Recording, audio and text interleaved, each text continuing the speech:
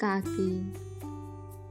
बूढ़ी काकी को विधवा हुए 5 वर्ष का समय बीत चुका है। उसके जवान बेटे भी असमय मर चुके थे। इस संसार में ऐसा कोई नहीं था जिसे बूढ़ी काकी अपना कह सके।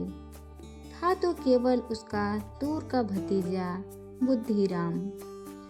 भले मनुष्य पंडित बुद्धिराम ने बूढ़ी काकी के सामने लंबे चौड़े वादे कर उसकी सब संपत्ति अपने नाम लिखवा ली।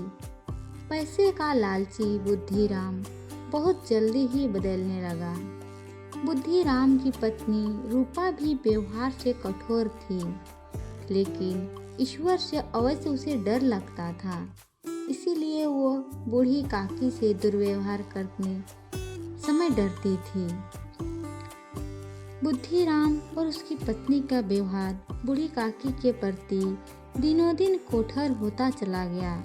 यहाँ तक कि जिस बुढ़िया की जायदाद से 100-150 रुपया प्रति माह की आमदनी थी, वो भोजन तक के लिए तरसने लगी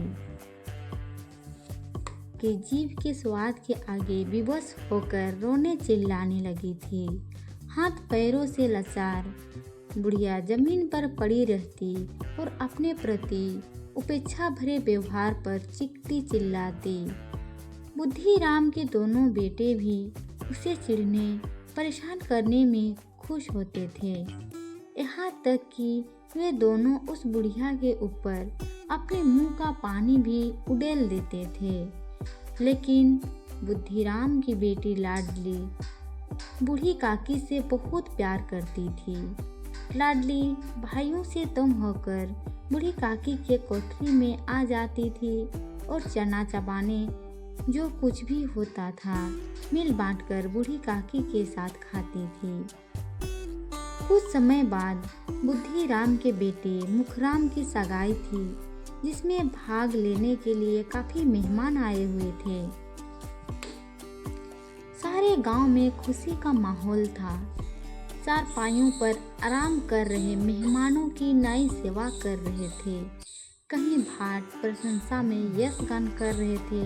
रूपा को भी औरतों में फुर्सत नहीं थी, दौड़ दौड़ कर इधर से उधर भाग रही थी। हलवाई भट्टियों पर काम कर रहे थे, कहीं सब्जियां पक रही थी तो कहीं मिठाइयां बन रही थी। खाना पकने की सुगंध सारे घर में फैल चुकी थी। भीतर ही भीतर बूढ़ी काकी का मन भी लालचा रहा था, परंतु वो सोच रही थी कि जब उसे भरपेट भोजन ही नहीं मिलता तो मिठाई और कचौड़ी कौन खिलाएगा। रह रह कर उसकी जीभ लपलपा रही थी और दिन होता तो वो रोज चीखकर सभी का ध्यान अपनी ओर खींच लेती, लेकिन अपशकुन के भय से वो चुपचाप बैठी थी। धीरे धीरे उसका मन बेकाबू होता चला गया और उकड़ू बनकर हलवाई के कढ़ाई के पास जाकर बैठ गई।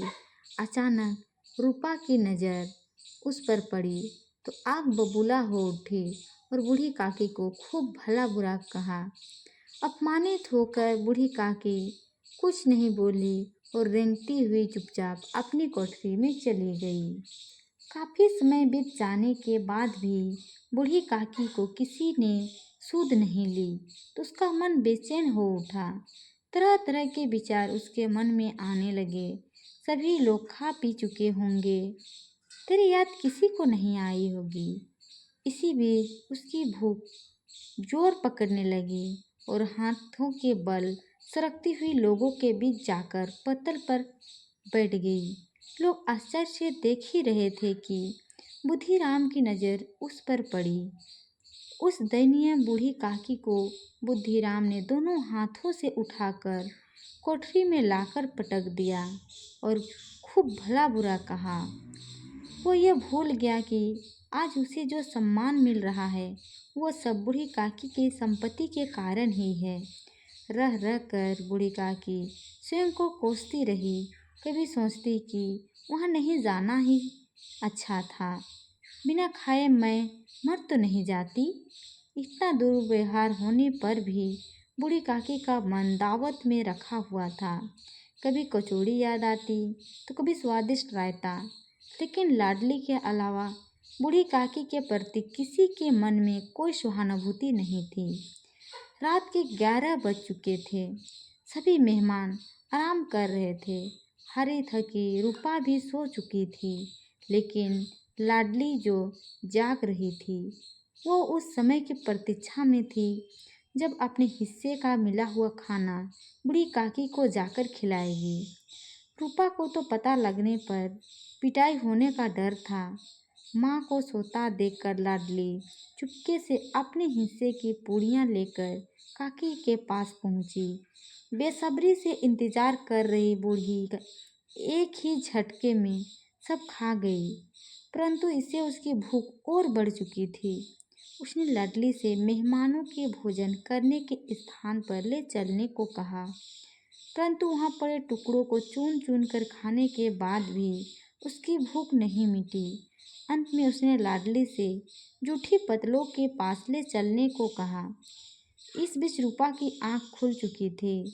लाडली को अपने पास न पाकर रूपा ने इधर उधर देखा तो पतलों के सामने खड़ी थी।